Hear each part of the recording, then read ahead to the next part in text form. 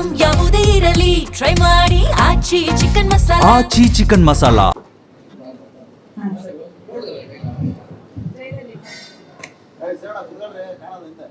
ನಿರ್ಮಾಪಕರೇ ಬನ್ನಿ. ಮೊಟ್ಟ ಮೊದಲಿಗೆ ಎಲ್ಲರಿಗೂ ಕೂಡ ನನ್ನ ನಮಸ್ಕಾರಗಳು. ಯಾಕೆಂದ್ರೆ ನಮ್ಮ ಭಾಷೆ ಸ್ವಲ್ಪ ಬಿರುಸಾಗ್ತವೆ, ಸ್ವಲ್ಪ ನಮ್ಮ ಸ್ಮೂತ್ ಅಲ್ಲ ಉತ್ತರ ಕರ್ನಾಟಕ.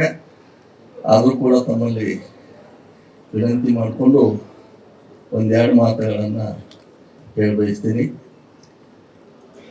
ಅಭಯ್ ನನ್ನ ದೊಡ್ಡ ಮಗ.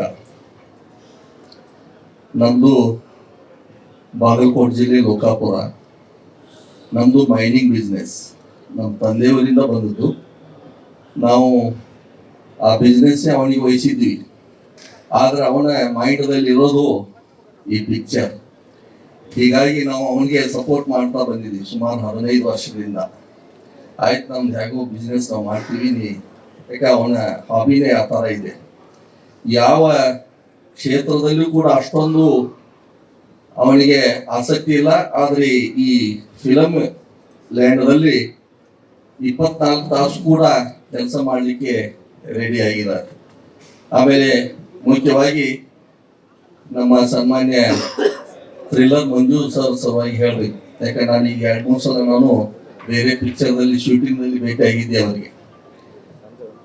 ಯಾಕೆಂದ್ರೆ ಇಷ್ಟೊಂದು ಅನುಭವ ಇದ್ದವರು ನನಗೆ ಸಿಕ್ಕಿದ್ದು ನಮ್ದು ಪುಣ್ಯ ಅಂತ ಹೇಳಿ ಬಯಸ್ತೀನಿ. ಯಾಕೆಂದ್ರೆ ಈ ಸ್ಕ್ರೀನ್ ಮೇಲೆ ನೋಡಿದಾಗ 5 ವಿಷಯದಲ್ಲಿ ಅವರು ಪರಿಣಿತರು ಈ ಪಿಕ್ಚರ್ದಲ್ಲಿ. ಲಿರಿಕ್ಸ್ ಅವರೇ ಬರೆದಿದ್ದಾರೆ, ಡೈರೆಕ್ಷನ್ ಅವ್ರದ್ದೇ, ಆಮೇಲೆ ಫೈಟಿಂಗ್ ಅವ್ರದ್ದೇ, ಇನ್ನು 5 ವಿಷಯದಲ್ಲಿ ಸ್ಟಂಟ್ ಅವ್ರದ್ದೇ.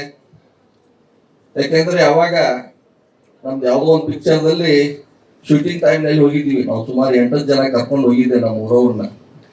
ಅವಾಗ ನೋಡಿದಾಗ ನನಗೆ ಹೆದರಿಕೆ ಆಯ್ತು. ಆದ್ರೆ ಮಾಸ್ಟರ್ ಅಂದ್ರೆ ಅವ್ರ ಮುಂದೆ ನಾವು ನಿಂತಾಗ ಯಾರು ಅಲ್ಲಿ ಕಾಣುವುದಿಲ್ಲ. ಅವ್ರಿಗೆ ಒಂದೇ ಮೈಂಡದಲ್ಲಿ ಇರೋದು ಆ ಚಿತ್ರದ ವಿಷಯ ಮಾತ್ರ ಇರ್ತದೆ. ಅಷ್ಟೊಂದು ಗಹನ ರೀತಿಯಲ್ಲಿ ಅವ್ರು ಕೆಲಸ ಮಾಡೋದು.